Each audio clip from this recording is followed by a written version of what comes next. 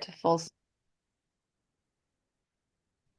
All right. Welcome, everyone. My name is Lauren Janitis, and I am the Vice President of Policy and Programs for the Society of Conservation Biology North America. Welcome to our final session of the SCBNA Policy Webinar Series. So before we begin, I would like to take a moment to acknowledge the ancestral and unceded territories of the indigenous peoples of North America. This land is home to diverse nations who have cared for these lands and waters for countless generations. We recognize that each participant may be joining from different territories, and we invite you to reflect on the Indigenous stewards of the land you are on. We honor their histories, cultures, and enduring contributions to our collective communities.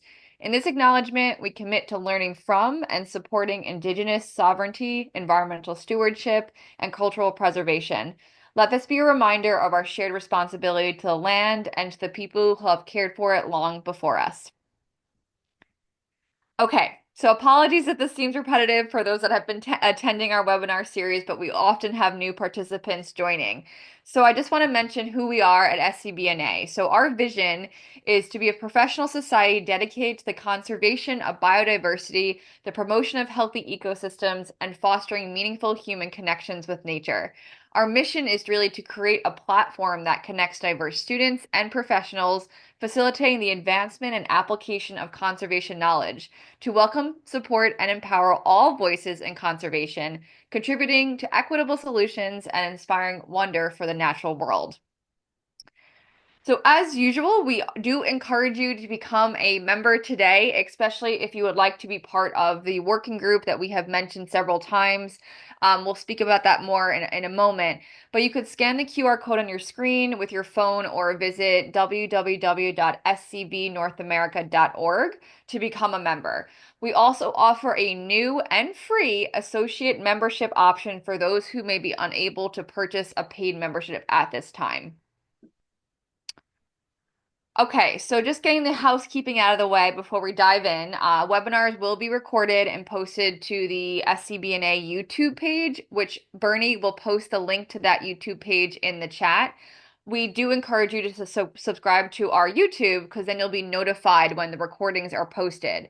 All resources related to our webinars can be found on the Policy Committee resources page, which will also be posted in the chat, the link to that. If you would like to access closed captioning, you could do so by selecting the captioning button at the bottom of your screen. The chat feature is available for any questions you have. All questions will be moderated by members of the policy committee. So for now, we're going to actually leave the chat function disabled until we reach that question and answer portion at the end of the meeting. And given the potential, there's some controversial issues that we're talking about, it is very imperative that all attendees share their thoughts, perspective, and ideas in a respectful manner.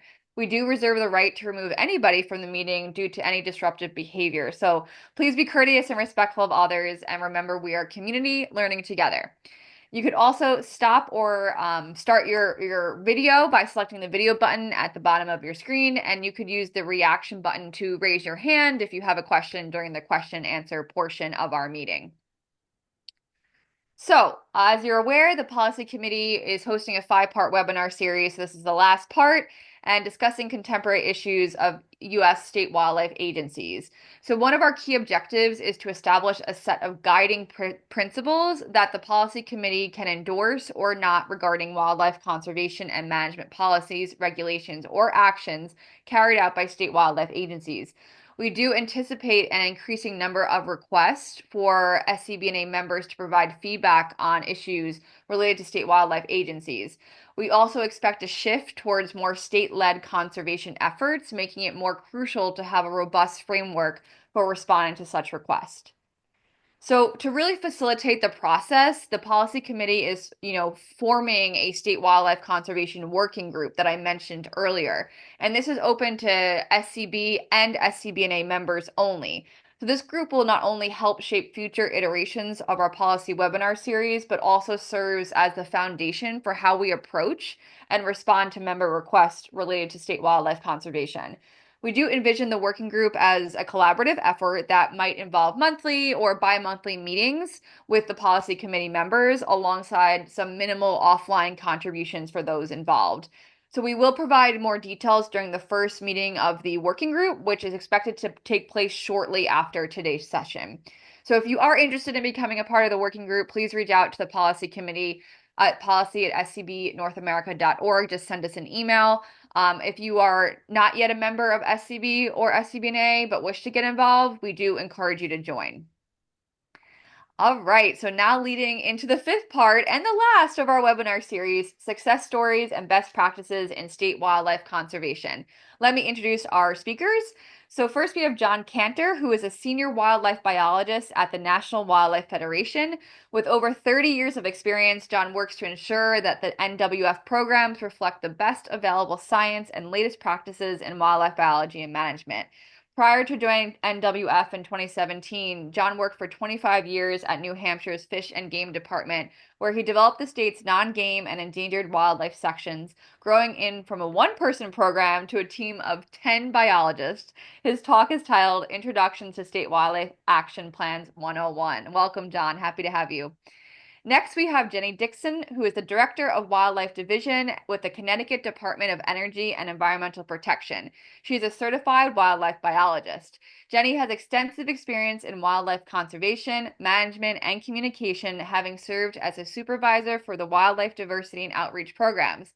She specializes in threatened and endangered species, songbirds, inland and freshwater wetland birds, reptiles and amphibians, and small mammals, including bats, and in public education, watchable wildlife recreation, landscape scale conservation, and human wildlife conflicts. Her talk is titled Agency Evolution and Record of Success. Welcome, Jenny. Happy to have you. Joining us as well is Brett Albanese. He is the Chief of Wildlife Conservation Section of the Georgia Department of Natural Resources. Brett has worked at the Georgia DNR since 2003 as a biologist, program manager, and assistant chief in the Wildlife Conservation Section, formerly the Non-Game Conservation. And his current position focuses on revising Georgia's Wildlife Action Plan, which has to be updated every 10 years. His talk is titled Increasing Engagement for the Revision and Implementation of Georgia State Wildlife Action Plan. Welcome, Brett. And our final invited guest and today's moderator of this session is Corina Newsome, who is a wildlife conservation scientist at the National Wildlife Federation, dedicated to the integration of environmental justice and conservation science, policy, and practice. With a specific passion for avian conservation, Corina's research focuses on answering landscape ecology questions that help us better understand how we can help birds and other wildlife thrive in a changing world. In addition to her work as a wildlife scientist, Corina is committed to increasing the representation and visibility of Black science professionals for the next generation of STEM experts and centering the leadership and perspective of Black, Indigenous, and communities of color in wildlife conservation, environmental education, and exploration of the natural world. Welcome, Corina. All right, so I'll stop sharing my screen and we could dive right in. Thank you. All right, thank you so much, Lauren, and it's so great to be with you all and among such excellent experts in the field and representatives of State Wildlife Agency conservation work. And so just to get us started, before we jump right in, I just wanted to kind of share a few thoughts. I come from the world of nonprofits, of NGOs, but have been introduced quite a bit to the world of State Wildlife Agency conservation through folks like Brett Albanese and John Cantor over the years. And state wildlife agencies are really critical infrastructure for biodiversity conservation in the U.S. They're working on the ground to conserve species, and they serve as a kind of connective tissue between agencies at the federal and state level, NGOs, for example, tasked with conserving wildlife and natural resources. And while there is certainly no shortage of challenges that state agencies are facing to execute these missions, it's an exciting time for state agencies. The biologists across the country have worked really hard to even realize wildlife diversity programs that are able to protect a wider diversity of species, not only the hunted and fished species, but a larger suite of species across their states. They call their states home, and crafting state wildlife action plans that chart a path to recovery for species of greatest conservation need. And these very plans are exciting exciting because they really do set the stage for not only increased capacity for on the ground conservation, but for advancing conservation for more species than ever before, and for engaging a broader diversity of the public in those conservation plans and implementation, in order to ensure that both vulnerable people and vulnerable wildlife, and all people that are within the constituencies of the agency are able to thrive in a changing world. And so I'm very excited to hear from the experts that we have on tap today, as introduced by Lauren. And so to get us started, to really introduce state wildlife action plans and make sure that we're all on the same page, we'll start with John Cantor from National Wildlife Federation, to get us started. So John, I'll hand it over to you.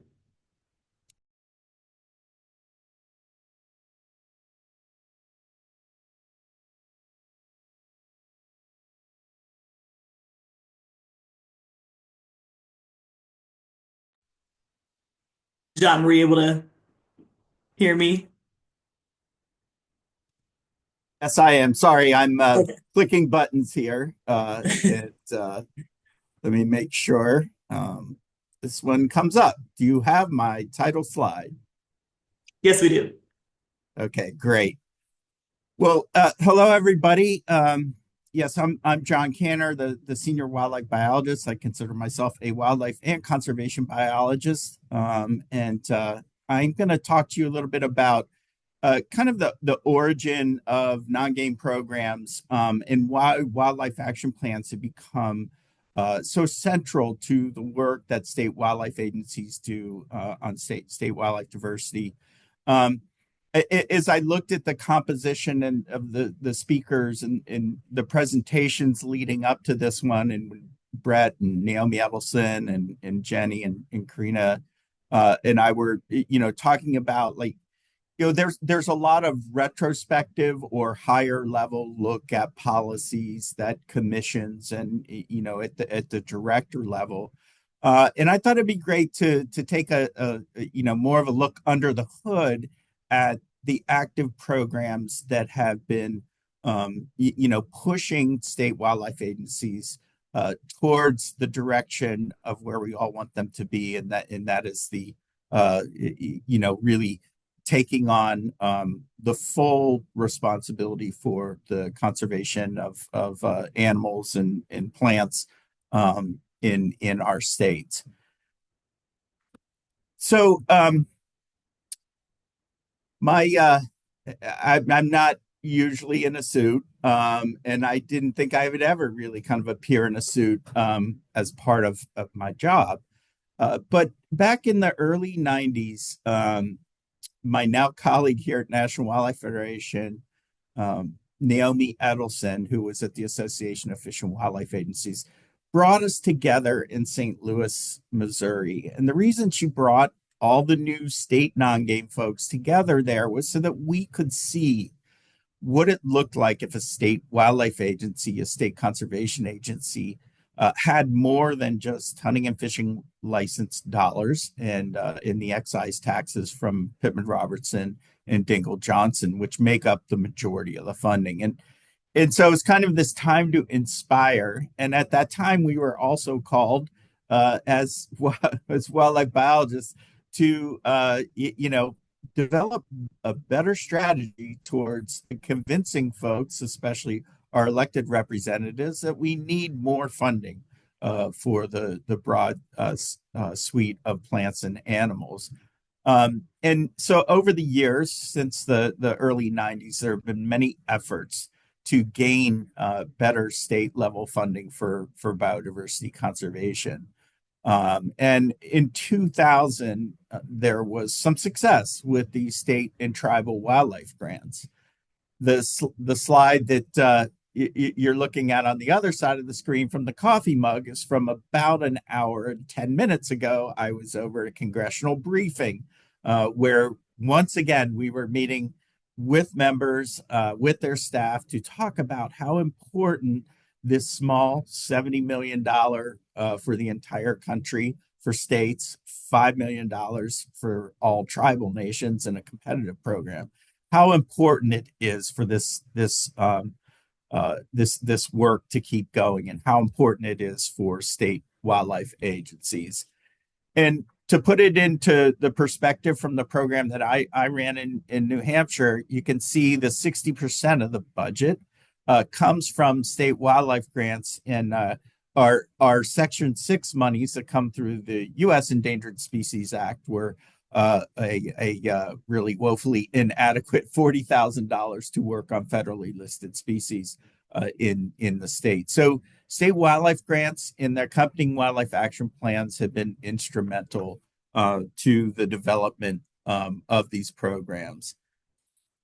These are, just the stated purposes, preventing wildlife from becoming endangered, accelerating the recovery of already endangered and threatened species. And for tribal wildlife grants, again, very woefully inadequately sourced monies, but the first fundings to allow tribes to access federal grants for these purposes.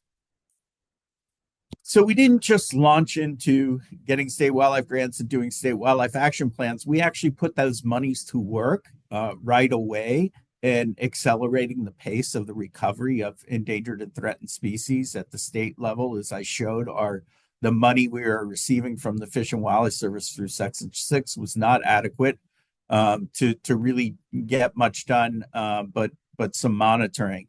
One of the projects that we initiated as soon as we got these funds was the establishment of a seabird colony at the Isle of Shoals off the coast of New Hampshire.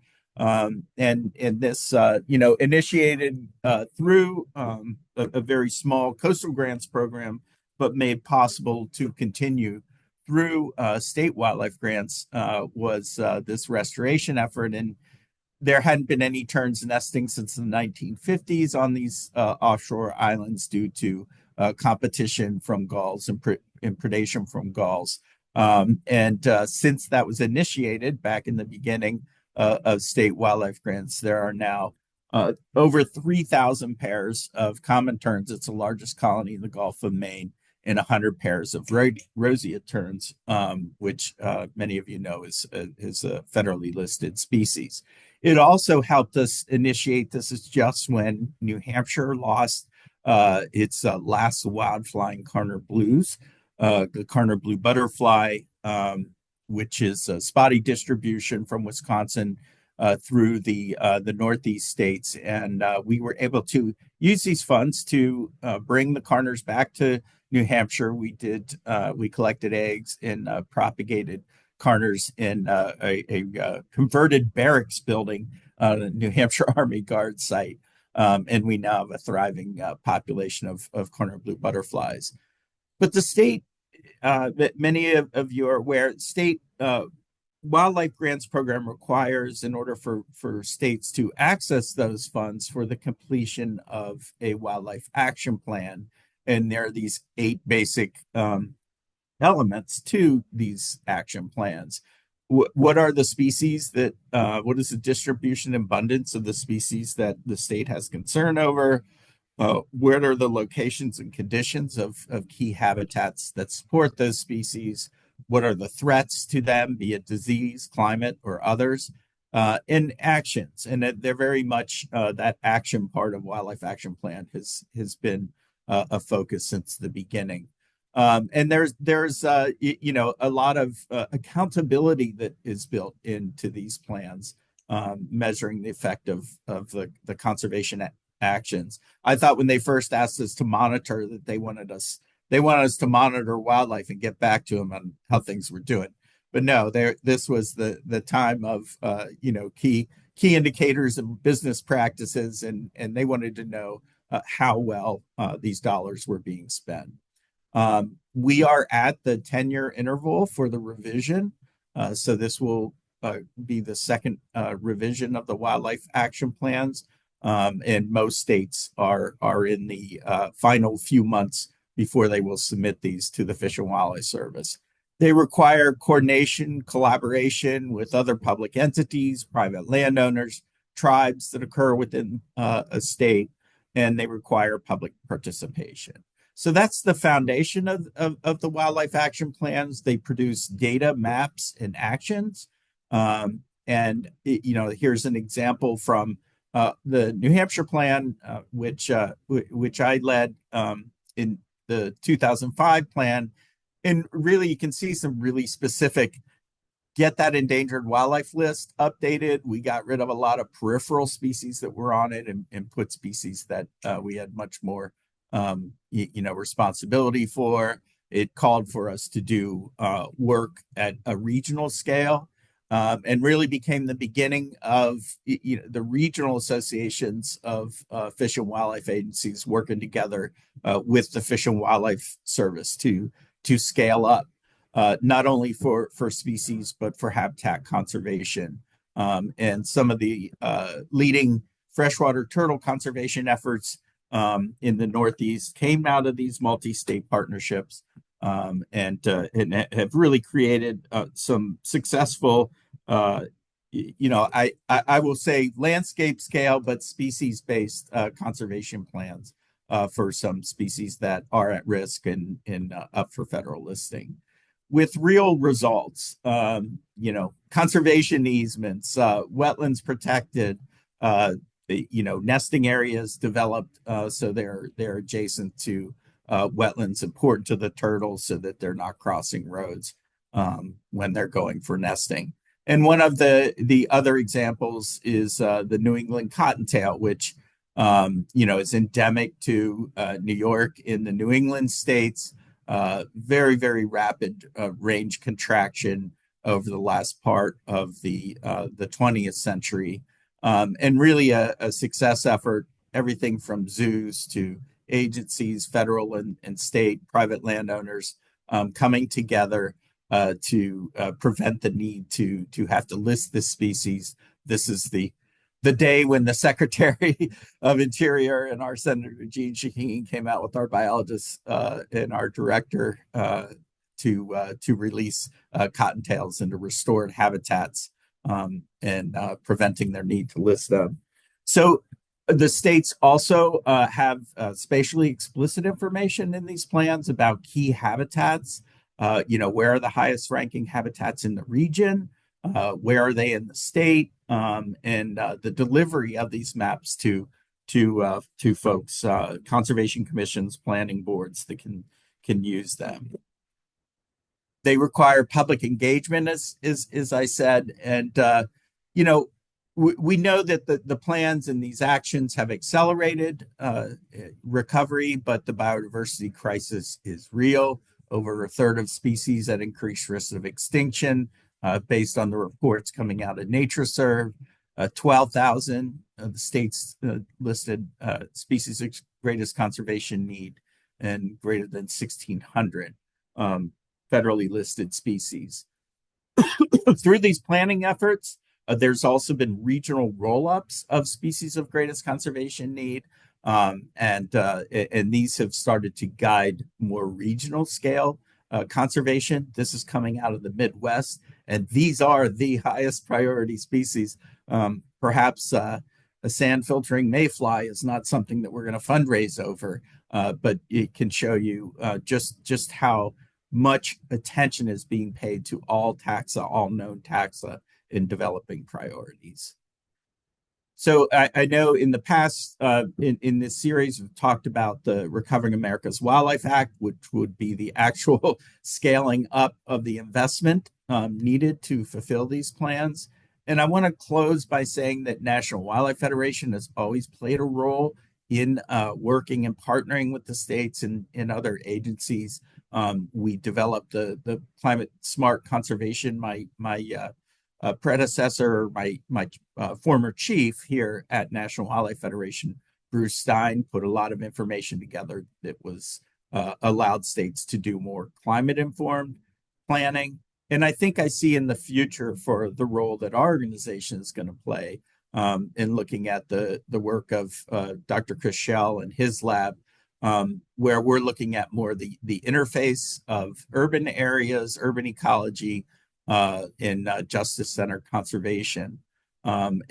So we have the traditional way of looking at green spaces on maps. I think the future is not just to look at the green spaces, but all spaces and all people in them. And I'm looking forward to the next generation of wildlife action plans, and to really doing people smart conservation.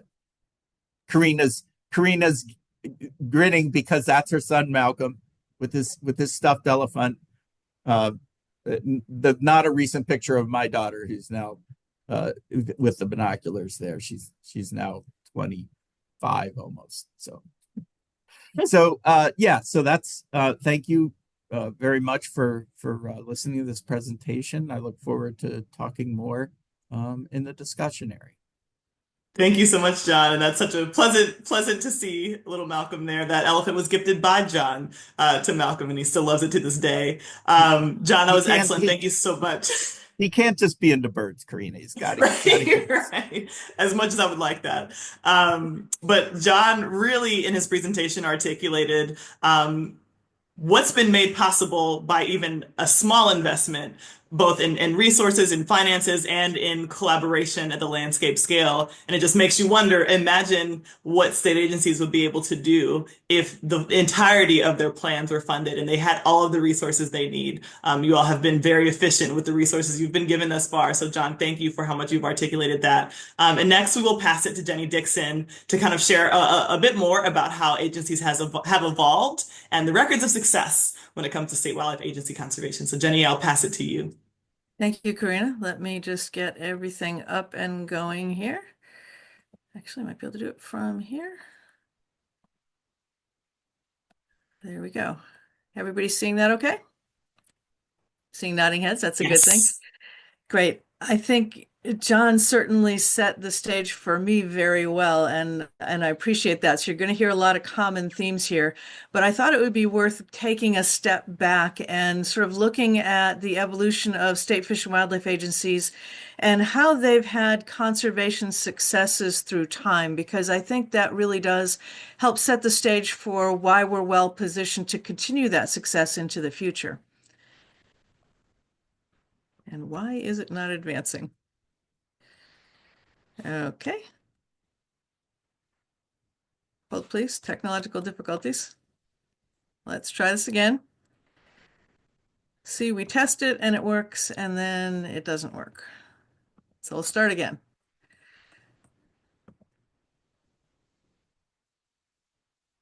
Okay, there we go. I think one of the interesting things to think about is that times of crisis have often been what's given rise to some of the biggest conservation milestones we've had. And certainly if you think back to market hunting and sort of the unlimited take of wildlife that happened in the late 1800s and early 1900s, that was really when we saw some tremendous gains in conservation. And I think that that's important to reflect on because, you know, we've had many periods like that, and I dare say we're going to face a few more. So it's good to remember that good things can come out of challenging times. I think one of the biggest things we're probably all familiar with is the Migratory Bird Treaty Act. And while it seemed like a small thing at the time, it really set the stage for not only conservation efforts in our country, but for the idea that we need to work with other nations in conservation of wildlife because they don't stop at geopolitical borders.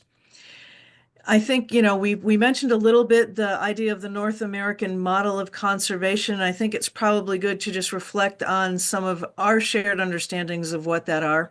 You know, some of the tenets of it are very basic, that fish and wildlife are non-commercial, you know, it's for public enjoyment, and that they need to be managed in a way that makes sure they're here for future generations to enjoy. And I think that is a really important part of what we need to keep in mind. Within the North American model, there are 7 principles of that, probably all familiar to many of you. They're public trust. We don't use them in commercial markets. They're governed by laws that help to protect them. You can't just kill them if you decide you don't like them, although there's still a lot of people I talk to every day that would like to do that. That gets to that urban wildlife interface John mentioned. It also talks about it as an urban as a international resource. So we've seen things, obviously the Migratory Bird Treaty Act, but also the Convention on International Trade in Endangered Species is another example of that. I think one of the important things is that science drives a lot of what we do for wildlife conservation, and having that science foundation is really important to look at. And then when they talk about the democracy of hunting and fishing, it's really just about wildlife is here for all people to enjoy, regardless of who they are, where they come from, or what their status may be in society. And that is something that's really important for us to keep in mind. One of the things that I think we probably overlook is how art and wildlife conservation were sort of the intersection that started a lot of great conservation. The duck stamp program was one of the first ways that we started to really reflect on an appreciation for wildlife beyond just the market hunting days. And it was also a way that we started to generate funding for conservation efforts. Probably the biggest thing that helped us in conservation was figuring out a way to help pay for conservation. And that's what the Wildlife Restoration Act did. And as John mentioned, that has been foundational for the successes we've had for conserving primarily species like waterfowl, white-tailed deer, wild turkey, many of the species that are typically thought of as game species. I think, the next sort of crisis moment and watershed change for wildlife conservation had to do with Rachel Carson. And she was a Fish and Wildlife Service employee. Many people probably don't remember that, but she actually took up a writing career and, alerted the public at large to some pretty serious problems we were having in our environment and things that we needed to think about. And her writings led to some of the most important conservation legislation in history. Among those, most notably, is probably the Federal Endangered Species Act, which was passed in 1973. And that also engaged the Convention on International Trade in Endangered Species. So that was really the first opportunity where we sort of stepped back and said, hey, you know what? It's great that we're doing some of this stuff at the state level. And it's nice that we're thinking about communicating internationally. But we also need to make sure that within our government, our agencies are sharing the same vision. They're talking about the same things. They're moving toward conservation the same way. So that was a way for us to really, as a country, start looking at unifying conservation collectively. Probably one of the least known conservation acts is the Fish and Wildlife Act of 1980. A lot of people have often referred to this as the Non-Game Act of 1980. I think notably it was one of the first pieces of legislation that recognized the importance of non-game species and sort of said, hey, there's a lot of those game species out there, and we sort of figured out how to restore their populations and what we need to do. But there's a whole bunch of other species that are important to our ecosystems, they're important to our economy, and they really matter to people. And we need to do more to think about those things. The other thing that was really interesting, and this was a long time ago at this point, made specific reference to the fact that people in urban locations didn't have as many opportunities to engage with wildlife and connect with nature as a lot of rural residents. And that was something that needed to be addressed and was highlighted back in 1980 as being an issue of concern. It was also the first time that states were really encouraged to develop plans to protect native species.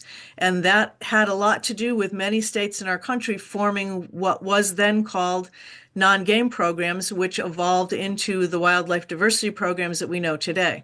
I think the big challenge with the Fish and Wildlife Act of 1980, much like we face today, is it talked about a lot of really good things and said we should do a lot of great things, but it never provided any funding for the conservation of those species. So I had to laugh, John, when you shared your coffee mug, because I was trying to find my coffee mug when I was pulling all this together, and unfortunately that's in one of my other offices, so I couldn't get a picture of the mug. So thank you for sharing that. But John did a great job of setting the stage for the Bridge to the Future, and that was really a momentous meeting for a number of reasons, because it brought wildlife experts from across the country together to develop a shared vision and identify some of the needs we had for conserving all of those species in our states in a much more comprehensive way.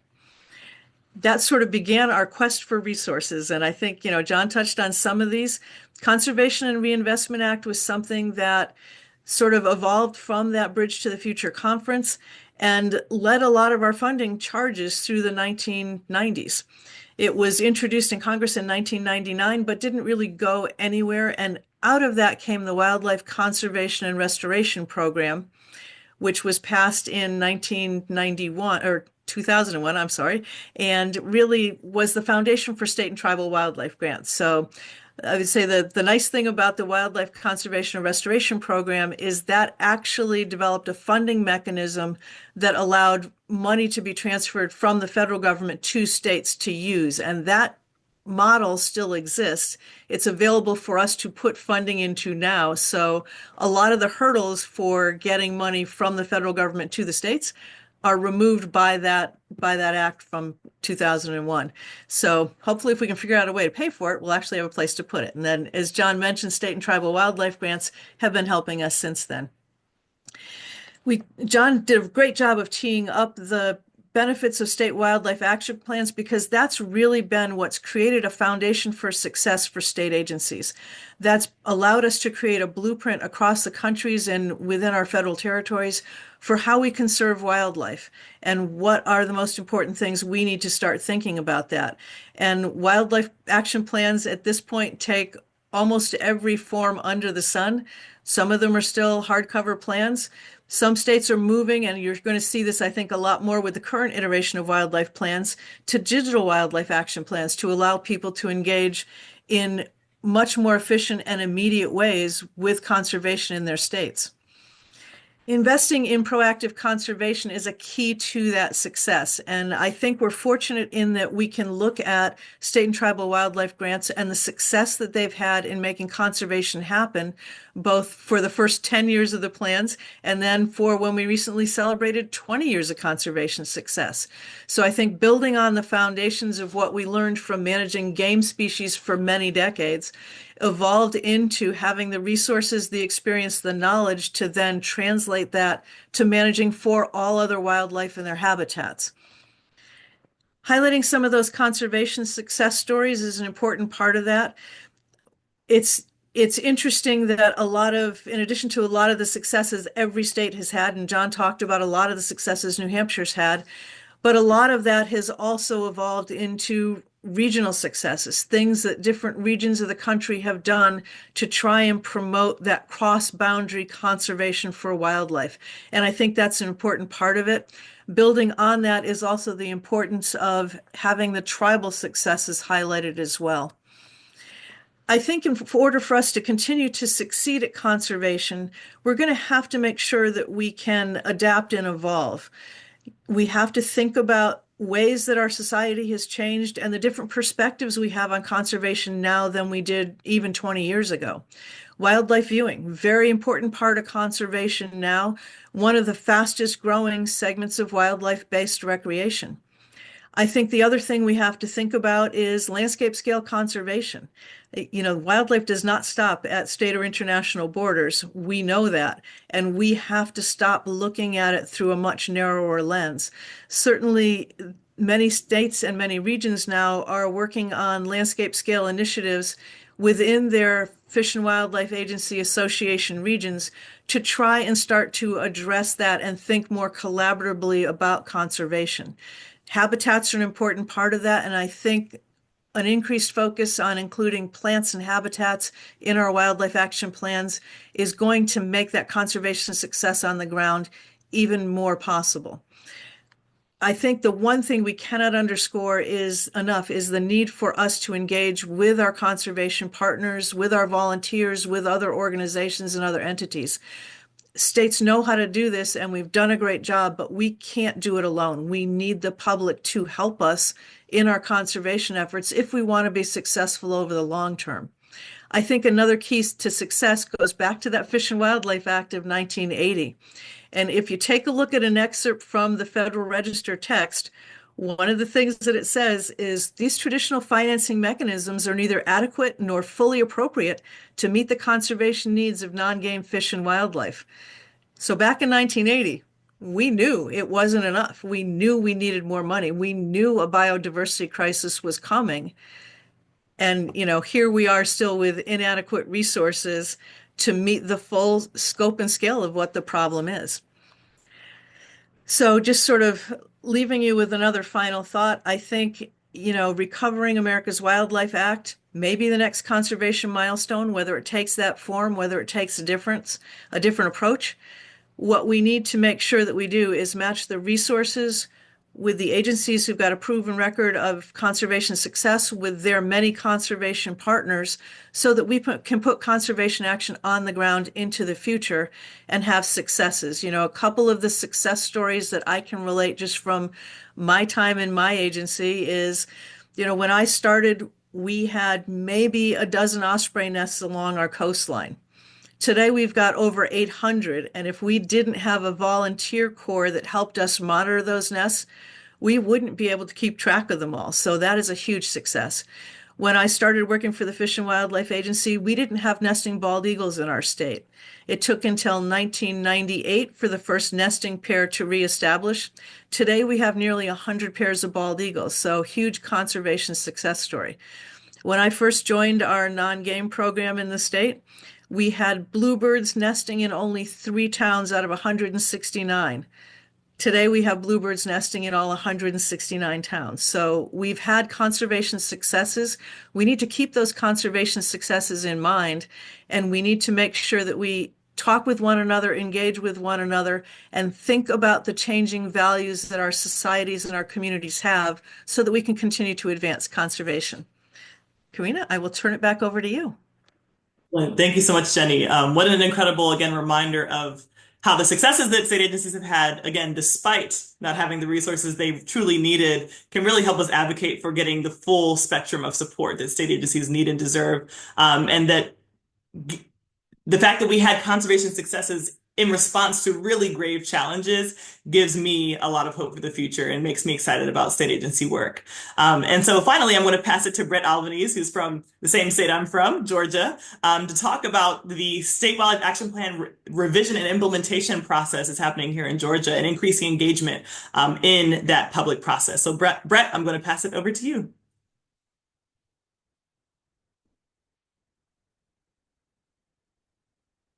You're currently on mute, just so you know.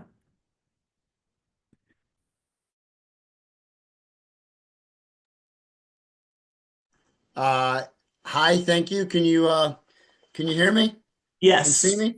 Okay, great. I guess, at this point we could say those are some great talks. We could quit while we're ahead right now. Thank you all for all that information and teeing me up. Yeah, I'm happy to be here and I will get right to it. And You're then currently in presenter mode, just so you know. How about there that? we go. Yep, great. Awesome. Okay. So yeah, I'm Georgia's SWAP coordinator, and I'm going to focus mostly on what we're doing for our revision of the Wildlife Action Plan. All right, and I'm going to skip over this stuff because John covered it mostly about the required elements. And, the plans have to be updated every 10 years. We did our first one in 2005. Want to emphasize that, public and agency engagement is really important in both developing and implementing these plans. We like to say that our Wildlife Action Plan is Georgia's plan. It's not a Georgia DNR plan. This plan is really important in our state, from tiny snails to right whales. There's my rhyme. It's really guiding our conservation work, all the work we do with rare species, bats, birds, plants, amphibians, reptiles, mammals, work on habitat management using tools like prescribed fire, education and outreach events, long-term monitoring of species like sicklefin red horse and the loggerhead sea turtle, and what I think is the most important thing we can do for the future of wildlife, land protection efforts. So this is the Ceylon Tract. It was a huge property we protected on the coast of Georgia.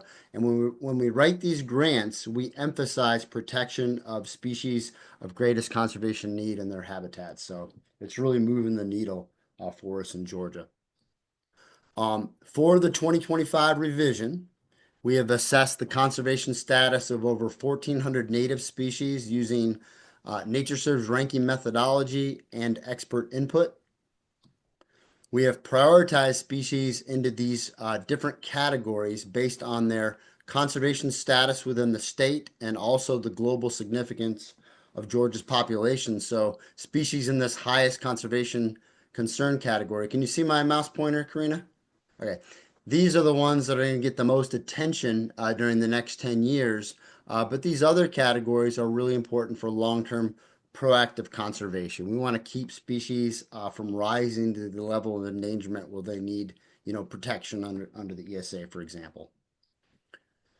We've identified threats and conservation actions for these species and their habitats, and we have updated our conservation opportunity areas and our high priority watersheds, and I'll show you those. Our revision is guided by DNR employees, okay, that lead these technical teams. And these are employees that have expertise in these subject areas for specific taxonomic groups or topics like climate change or education and outreach. But in developing these technical teams, they're encouraged to involve as many experts from outside organizations as possible. And we're really, happy to say that we have actually over 100 different organizations represented on these technical teams. And so I'll just show you just a subset of some of the groups that are represented. Lots of universities, mostly from Georgia, but other states as well. And also want to point out, some important NGOs and also a lot of representation from our federal agencies, and we really appreciate them, especially now. We also developed an advisory committee to give high-level oversight to our SWAP process, and these are primarily decision makers in different agencies and conservation organizations and stakeholder groups like the DOT, for example. Karina is one of our advisory board members. And then also we added Mary Freeman, who's an academic at University of Georgia, to bring in more academic voices to the revision. So results. This is a granite rock outcrop. Georgia has the highest density of granite rock outcrops in the southeast, and these are really important areas for endemic plants and also lots of invertebrates. Everybody still hear me okay? Also run our bird safe buildings program, bird safe. Yes, we can hear you. Sorry, Okay, someone was good. off mute. Yep. All right. So come on, slide. Keep advancing. Okay, something's happening here. Okay, Try here we go. clicking to advance it. That might Okay, I help. got you. I got it now, I think. Can you see me? Yes. Yep. So just to go over our process, we started in 2015 with 635 species of greatest conservation need divided across these different groups. We then cast a net for biodiversity to look at additional species that might warrant SGCN status. And to do this, we looked at species that had low global rarity ranks according to NatureServe, species recognized by Partners in Flight, other conservation groups that rate species that have been newly added to the endangered species list. So that's how we, ended up looking at over 1,400 species. And then after looking at rarity trends and threats to these species, we identified a subset of those, 1,049, to add to our SGCN list. And then those are prioritized into these groups right here. Highest, high, moderate, and data deficient. And, 1,049, that's a very big number. That's very overwhelming to people. I get, a little bit of pushback on that because, it's a lot. But on the other hand, and we have so many species in Georgia. We have over 3,400 species of plants. The estimate for insects is 20,000 species. So really, these are priorities, and it also just illustrates the importance of prioritizing within that list. So when you just look at highest conservation concern species, you get to a manageable number of species to look at. So here's our highest conservation concern mussels. And, some of these species, their only remaining populations are within our state.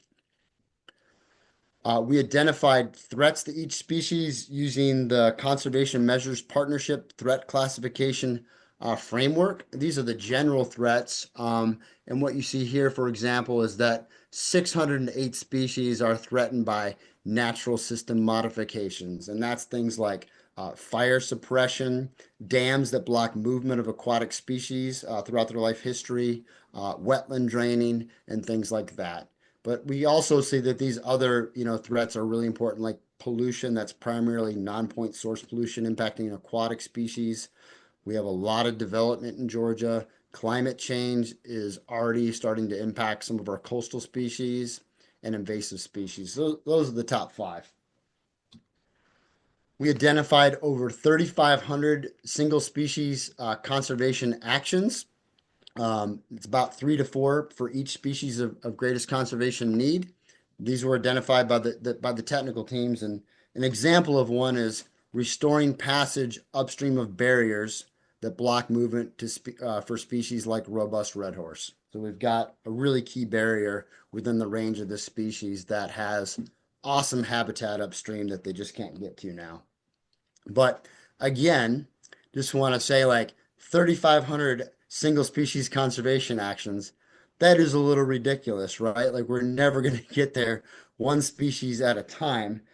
So we also develop these bigger picture comprehensive actions that are, developed to address threats to multiple species and habitats simultaneously. So an example of one is minimizing the impact of solar farm development on species and habitats.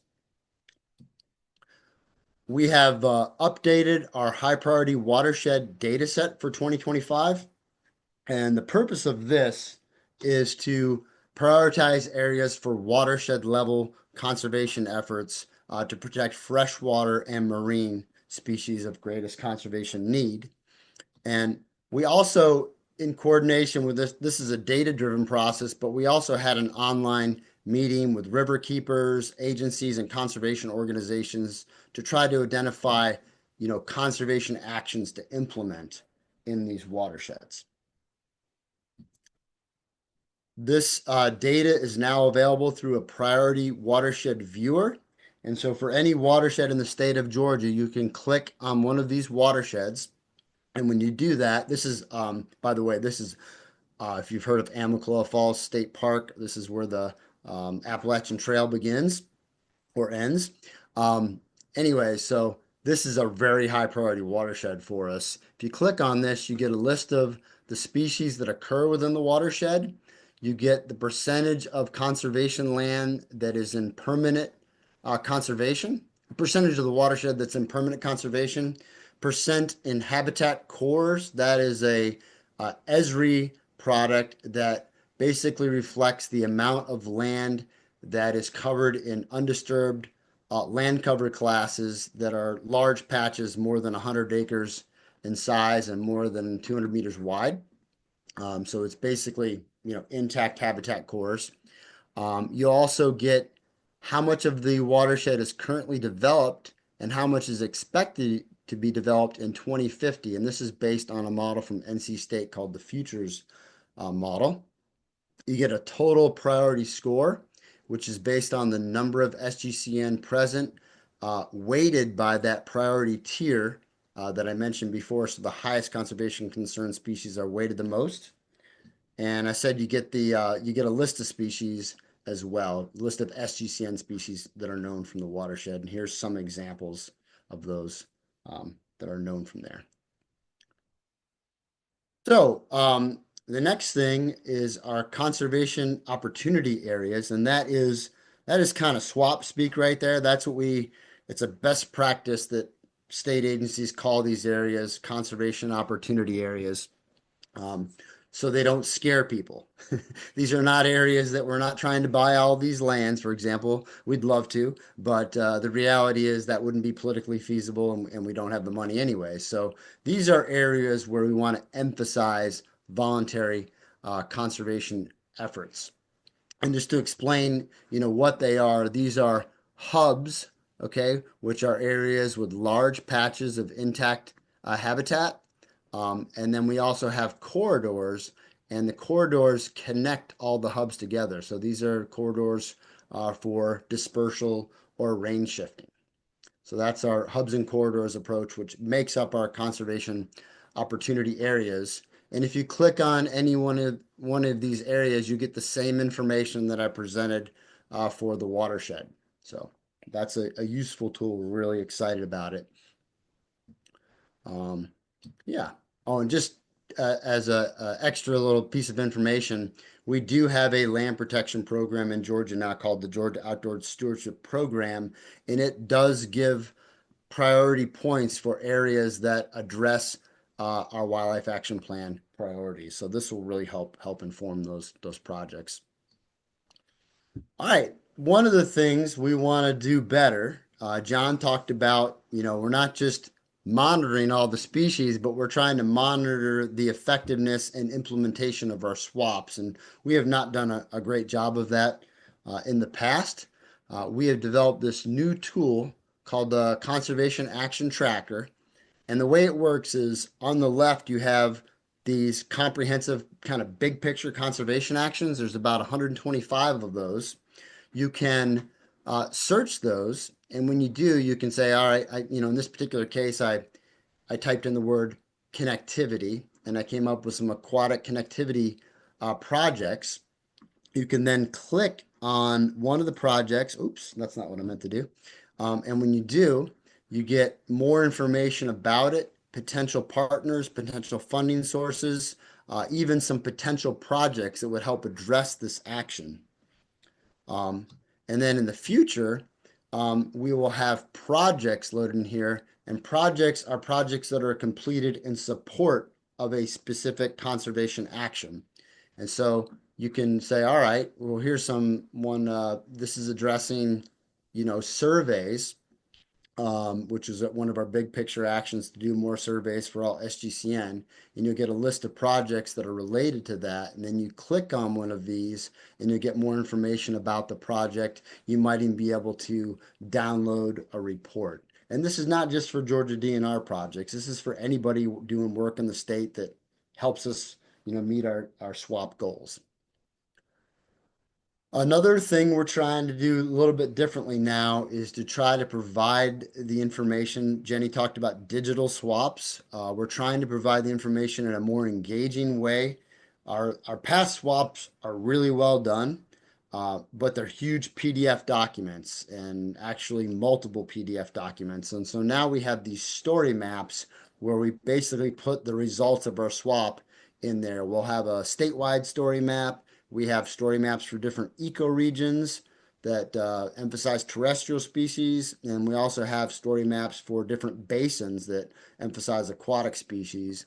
And in each one, you get information on habitats, threats, conservation actions. We try to highlight some conservation partners because that is so important to the work we're doing.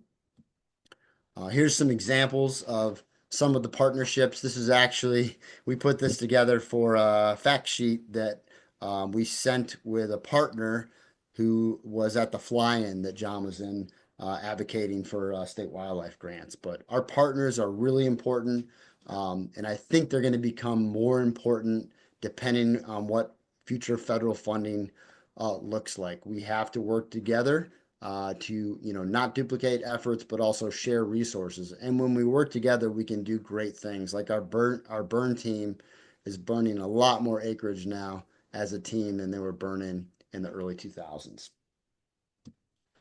Our swap is out for public comment right now. And the way we've done that is we've made a video of a presentation that explains the swap. You can explore all the draft swap story maps. And then we have a survey where people can basically complete the survey and rate some general conservation actions, but also provide very specific input on any part of the swap that they want. And the reason we're doing this, not just because it's required, but we want people to be aware of the swap and buy into it. And we will use their comments to our best ability to improve the swap before we submit it to the Fish and Wildlife Service for approval in June. So far, we've had 879 views on the video, and 141 people have completed the survey, which has 58 questions. So I feel like that's pretty good. You don't have to answer them all, but there's 58 possible questions in the survey. Here's one of the questions, which I think is really interesting. How did you first learn about our state wildlife action plan? Well, um, most of the people, the largest category are people that are just learning about it now. About 40% of people, learned about it from the public comment announcement or from watching that video. Only 25% were aware of our 2015 swap, and only 5% were aware that we had a swap back in 2005. So that's important and shows us that we need to continue to try to reach more people. We have different conservation actions in the survey, and I feel good about this, that most people completing the survey think that the things or the categories of conservation actions that we're implementing are really important. So about 90% of people, for example, think that land protection using easements and acquisition is extremely or very important. So that's good, strong support. And then we also ask people, which conservation actions would you be most likely to implement on your own? It's not just up to the state agency to save all the wildlife, right? We need everybody on deck. And 70% of people said that they would improve habitat for wildlife in their own yard, by doing things like planting native plants or reducing their use of chemicals. All right, so that's all I have, and thank you so much for letting me be part of this presentation. Awesome. Thank you so much, Brett. And it's been such a pleasure to work with you on the Georgia Swap and to witness how responsive you've been to community input and priorities, and the way that Georgia has kind of stitched its conservation actions together into these more comprehensive actions is not only more effective for, measuring outcomes and accomplishing the goals of the swap, but it's also been a tool for allowing the general public to better understand the actions and understand how they can fit into those actions and being part of advancing the goals of the Georgia State Wildlife Action Plan. So thank you so much. And so now I think we're going to be moving into our Q&A session. Let me know if the chat is going to be, I believe the chat was shut off at first, but the chat is, I believe, now open. So if any of you have questions that you would like for the panelists to answer, you can go ahead and put your questions directly in the chat.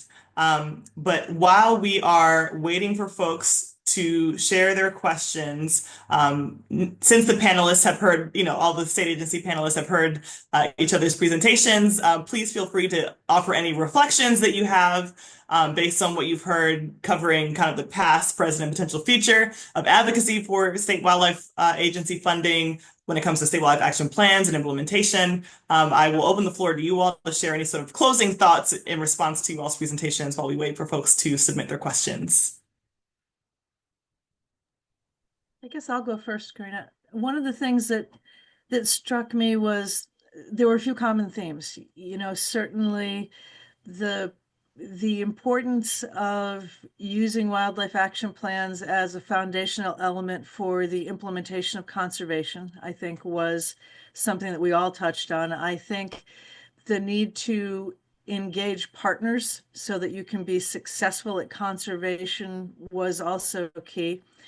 And I think we all recognize that there's a momentous challenge ahead of us in terms of actually implementing our wildlife action plans, because we are still challenged by resources, both fiscal and staff. And I think, the other thing that struck me is that's not necessarily all that different from some of the early successes John talked about in New Hampshire, some of the current successes Brett talked about now. We're still finding ways to make conservation success happen, and it's because we're being creative and working together to try and do that. So that provides me with a lot of encouragement moving forward, even though I understand that we still have a very real need to try and find a more permanent solution to make that happen.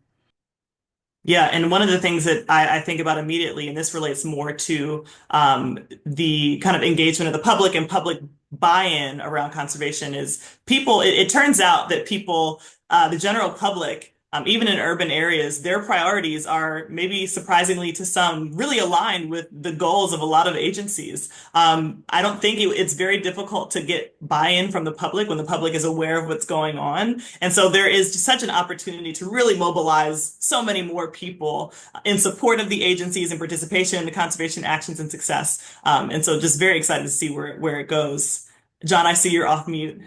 Yeah, just one observation, example, and many of you know that those of us who have served in the positions in non-game and endangered species programs and state agencies, often programs that were not necessarily highlighted as what the agency was working on. But I think Jenny is a great example of how things are evolving and, coming up through the non-game program there, and now the director of Connecticut. On our panel today, at the congressional briefing, Kendra Wecker, the Ohio Division of Wildlife Director, she came up through our ranks. And David Golden, the New Jersey director, he's a herpetologist. Daggone it, that's the first herpetologist, I think, who's become a state wildlife agency director. So those, I think, are victories in the evolution of where these programs are starting to get better notice, not only from outside but from within the agency.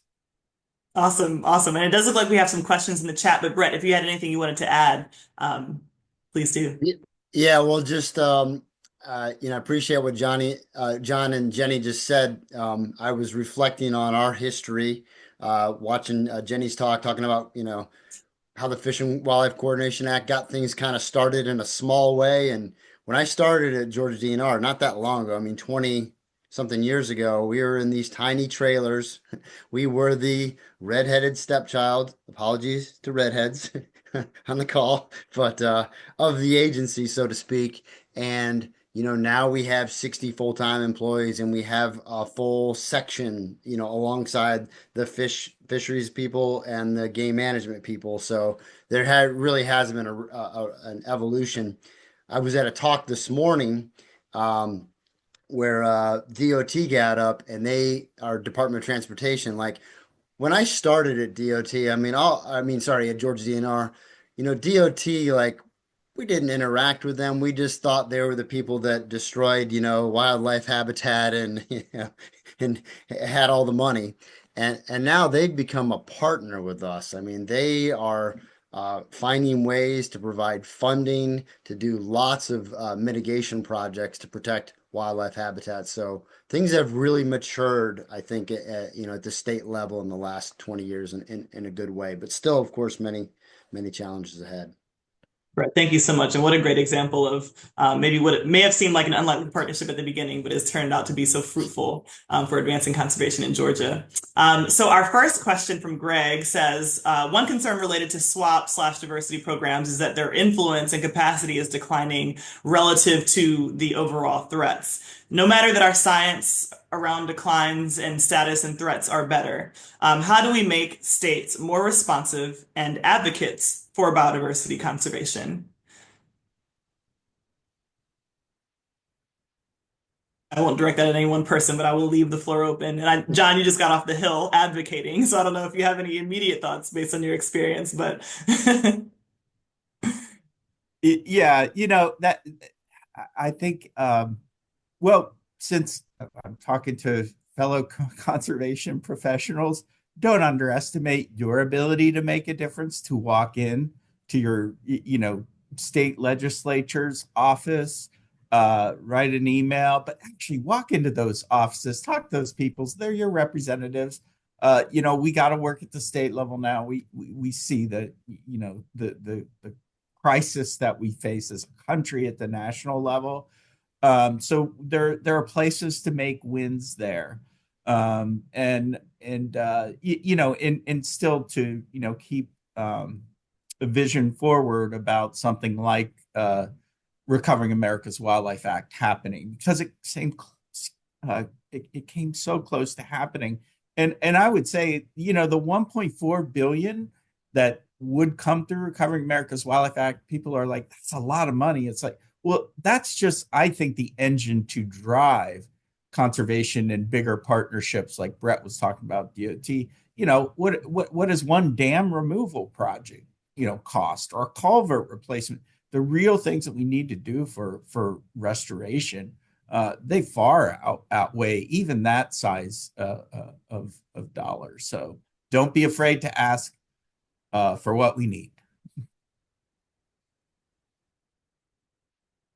I think the one thing that I might add to that is it's really important for us to share our passion for biodiversity and tell the stories. We know them very well. And I think a lot of times we don't think that other people want to hear those stories. We, as scientists, biologists, resource professionals, often do a really bad job of telling the average person why something matters and why it's important and why they should care about it.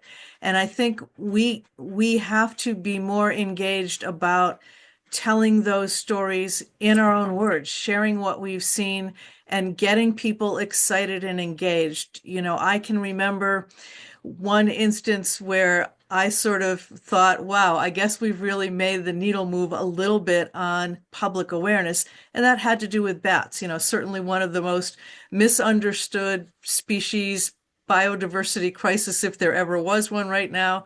And, I was in a grocery store and I heard these people talking a few registers away from me, and they were having a conversation about bats. And they were talking about the fact that, they'd heard about this disease thing that was impacting bats, and that was really bad. And so, they probably needed to start thinking about that, and maybe they should put up bat houses, and what else could they do?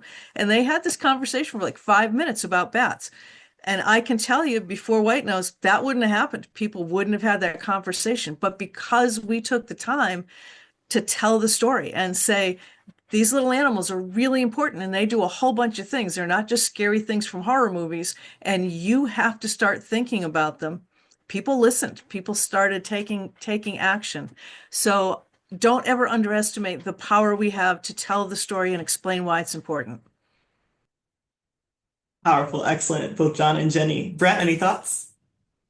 Yeah, those are great points. I would say that in this hyper polarized time that we're living in, don't be afraid to form an alliance with someone or some group that you think is on the other side of an issue and try to work with that other group, whether it's, political party or just some group you don't always work with, because I think at the heart of that, Venn diagram is that just about everybody really does care about conservation, clean air, and clean water.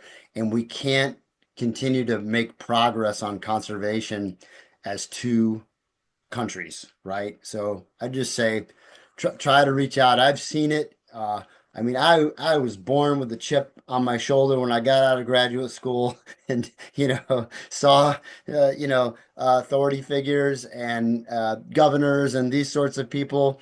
And as my time at DNR, I've seen, well, you know what? This person, he might think that they're not really on your team, but there's something that they probably care about in common with you. And if you can make an alliance with them, you'll be able to do more, because we don't want to lose those people from our conservation tent, which is a very big tent. Thank you, Brett. Yeah. John, getting back to your point about increasing kind of state level work to advance conservation, Logan had a question around state funding. So his question is, what are some of the ways that states can help fund state wildlife action plans and state wildlife agencies at large? For example, supplementing existing funding sources from license sales and PRDJ funds. And are there any changes needed within state wildlife agencies to ensure that any new funding aligns with modern challenges and realities that state agencies face? Yeah, we always talk about how we have had to take a bake sale approach, whether it's a conservation license plate or a tax checkoff, or in the case of my program, when I first started with it in New Hampshire, just direct mail appeal to private donors. And no, those kind of innovations can continue to be some of the primary ways that state resources are brought to these to biodiversity conservation.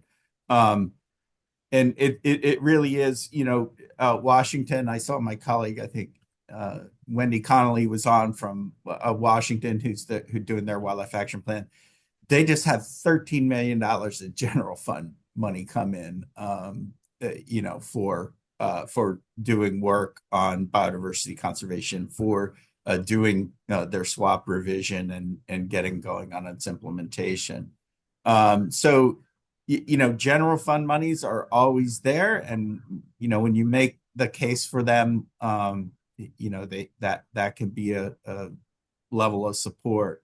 Other states have, there's kind of an outdoors tax, I guess you would call it, in Iowa. So they but it never, the funding has not gotten put into it. The enabling legislation was passed. And then there's the Missouri model, just a tiny percent, a percentage of their sales tax, goes into it. So the models are out there. And it just takes committed folks to work them through the process. And there was actually a follow-up question from Teresa. It was directed at Brett, but if any other folks have answers from their own states. But the question was about Georgia, whether or not Georgia, if any general state funding for non-game species exists. And then because New Mexico legislature just this month approved state legacy and GRO funds, almost 7 million for primarily species of greatest conservation need, non-game species. This was pushed through by a large coalition of conservation, hunter-angler, outdoor guides, and wildlife enthusiasts, as well as bird watchers and pollinator advocates. And so wanted to ask that question about Georgia, but would love to hear from Connecticut and New Hampshire if you have examples. Yeah, so I think at one time we did have state funds and we lost them all. And what we got was the license plate. But the reality is we got far more money from that license plate than we would ever get from the general legislature. So that has been a good thing. We also have a massive fundraiser on the coast every year called Weekend for Wildlife. And it is attended by the governor, and lots of politicians come to it. And it is a very successful fundraiser, and it's our opportunity to take these folks on field trips and show them some of the work that we're doing. And it raises a lot of money. So that's been good. It's not enough. But it's very, very helpful. Another thing that's been really successful in Georgia is the Georgia Outdoor Stewardship Program. And that uses existing sales tax from sporting goods equipment. And it applies that to a competitive grants program that DNR can apply for. And that's for land acquisition and recreation projects. And that's been great. Now, that doesn't go necessarily all to non-game program, or we don't, have license just to spend those funds. We have to apply for them, but it's been a huge improvement for us. And it does have, within the application process, you get points if you address our state wildlife action plan priorities. So that's been a great model. And then the final one I'll mention is the collaborative agreements we have with the Georgia Department of Transportation. We have one right now. It started out based on for bats, and the way these collaborative agreements work with DOTs is they basically agree to a set of measures that will help protect the species from their environmental impacts, avoid, minimize, mitigate. And so you work out all the details of those things and you say, okay, DOT is going to, implement these measures, and we don't have to go back and forth on every project. And the benefit for them is they get to go faster on their projects because time is money. And then if they can't do the measure to protect the species, they pay into a fund, and that goes into land protection. So those are some innovative ways The other thing we do is we apply for tons of competitive grants, and so that greatly augments our budgets. And that is the real benefit of getting more sustained funding from Congress, is we wouldn't have to have like, we're always just like probably anybody on a nonprofit can relate to. We're always applying for one more grant than we have time to do, and there's a lot of administrative burden that goes that with that. So we'd love to see, you know, a bigger chunk of money coming federally to the state for non-game work. So Thanks, Brett. Jenny, John, any additional thoughts from your state context? Yeah, although it's probably depressing because, much like John mentioned, we very much have that bake sale approach here. So, a license plate that takes in a modest amount, a tax check off that takes in a very modest amount, nothing that comes close to meeting the funding that we need for our wildlife diversity program. I think one of the things that I've often reflected on here is when our program was established, and it was established in statute back in the late 1980s, a Blue Ribbon panel that had worked on forming the program had said, at that point in time, the program needed $1 million as an operating budget every year. We don't have an operating budget for the program in 2025. So, that remains a challenge, because if you think of what we should have as an operating budget, correcting, the $1 million from 1988 to 2025 dollars, we're not even meeting the old number, never mind the new number. So it's interesting. I will say the one thing that we are incredibly fortunate with in Connecticut is that we have a lot of partners and a lot of dedicated volunteers who put in hundreds of hours to help us put conservation on the ground and to provide match for all of those one more grant situations that Brett talked about. So that's really what keeps our program going.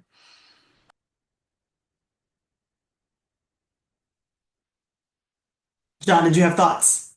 No, I was just going to address. So when we address the next question, I have. Okay. Okay, got it. So thank you all. So the next question gets at kind of differences between Eastern and Western states, which have a lot of differences across many different axes. But specifically, Greg's question was about differences and similarities between Eastern states and Western states, and those Western states having really, really large percentages of public land regarding swaps and wildlife diversity conservation. Pluses and minuses, is that pros and cons? So if you all want to kind of reflect on those regional differences, please do. Sometimes it's so hard for me to wrap my head around that, having spent most of my career in New Hampshire, where I think like 72% or something of our land is privately owned, and then talking to my colleagues in Nevada where it's 90 some percent. So I think the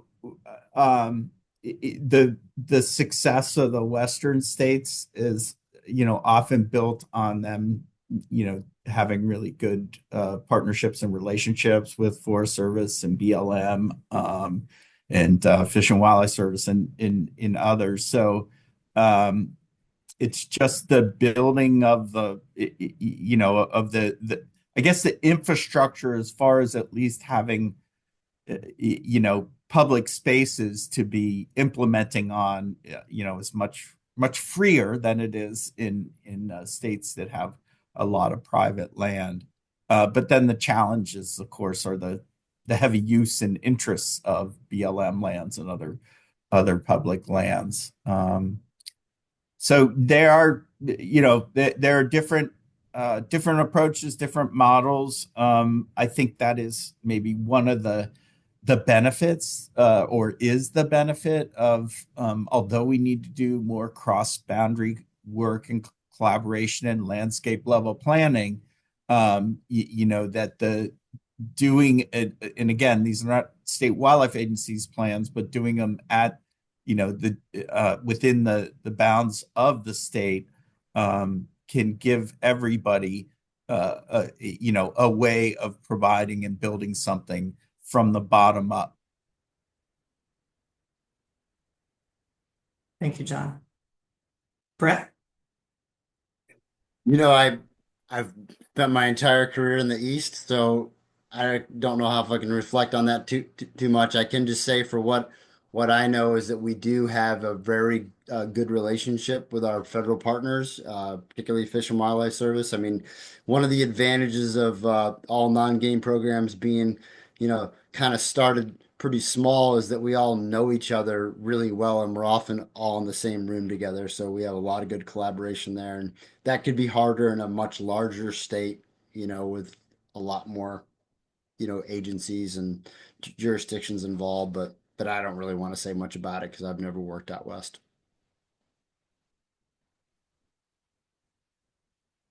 I think, John touched on one of those things that I certainly reflect on. Some of the states out west, when they are practicing landscape scale conservation, are doing it within their own state. They are really working huge land areas without ever leaving their own state. Here in the Northeast, we've done a lot of landscape scale conservation, but that's almost been because we've had to. We're small.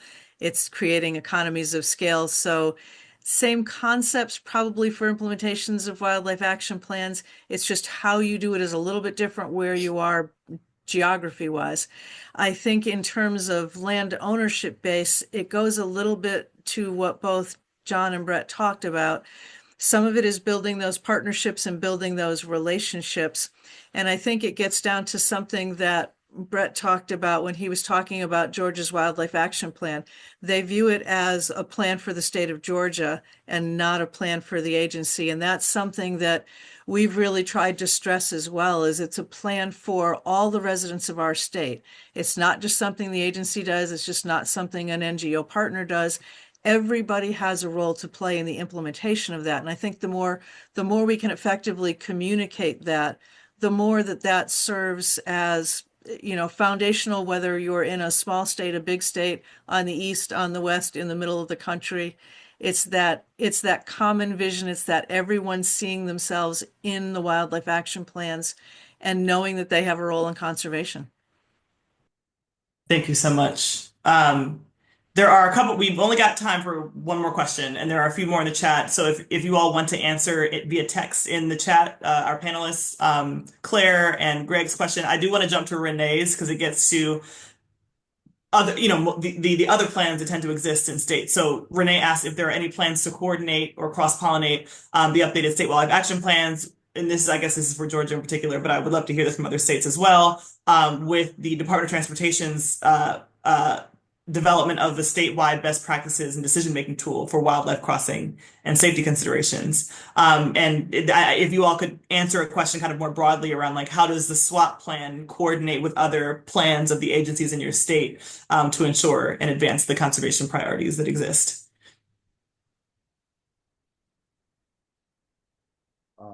Well, I have a short answer to that is that, we've got our own planning process about to wind up, but we have big picture conservation actions that emphasize those wildlife crossings, for example. And so we have that as an action which says, hey, that's a green light for us to spend our time working with DOT on those kinds of projects, and we're already collaborating in that way. So, yeah. But we're not really invested deeply into their planning efforts, like we are our own. Maybe I'm just in a tunnel. Thanks, Brett. Other thoughts from Jenny or John on coordinating plans across agencies in your state?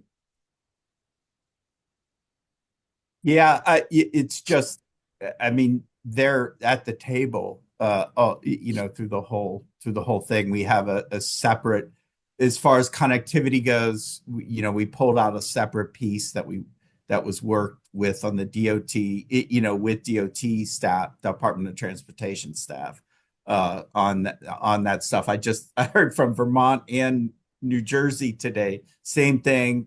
As Brett said, they have a big connectivity project. 20%, people think of New Jersey is all gone. 20% of it is already in, protected open space, perpetually protected open space. So connectivity is their big issue, and they have a big part of their next wildlife action plan. It was called Change. CHANJ, I don't know what the acronym's for, is a collective thing they're doing with their DOT to improve connectivity. So yeah, but and I love to be an optimist, but boy, do we need more resources. I like to bring in these good successes and examples, but you all know on this call that the scale, the scaling up we need to do is tremendous. So nice to be optimistic, but we need to work hard to get this scaled up.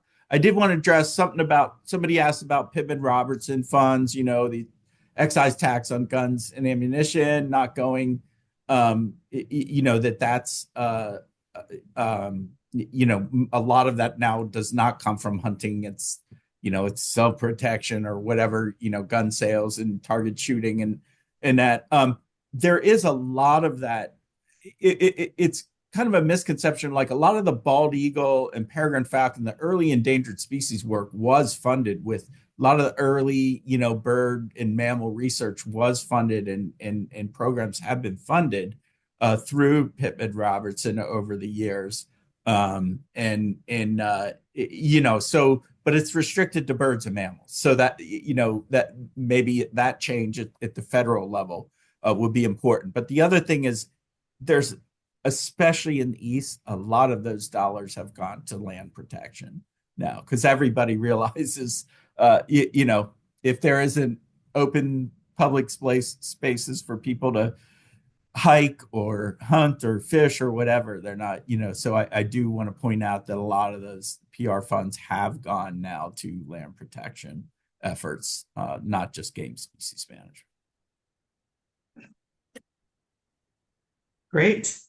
All right, we are currently at time, a little over time, so we don't have enough time to get to all the questions in the chat. I will just say in closing, someone from the Dacia, possibly, if I'm pronouncing that correctly, from the Mariana Islands, mentioned how, they're experiencing a lot of isolation when it comes to conservation. Any advice for connecting to folks in the States? And I would just say I would place responsibility on the folks in the States, whether it's public agencies or it's NGOs who are doing this work, to take the initiative to connect with folks who are in some of the U.S. territories especially because of how isolated those territories have been from conservation resources and collaboration. So I'm hoping that more of that can happen in the immediate future, but I will go ahead and pass it back to the Society of Conservation Biology to close this out if there are any parting words. But thank you so much to this excellent panel for all the information that you shared today.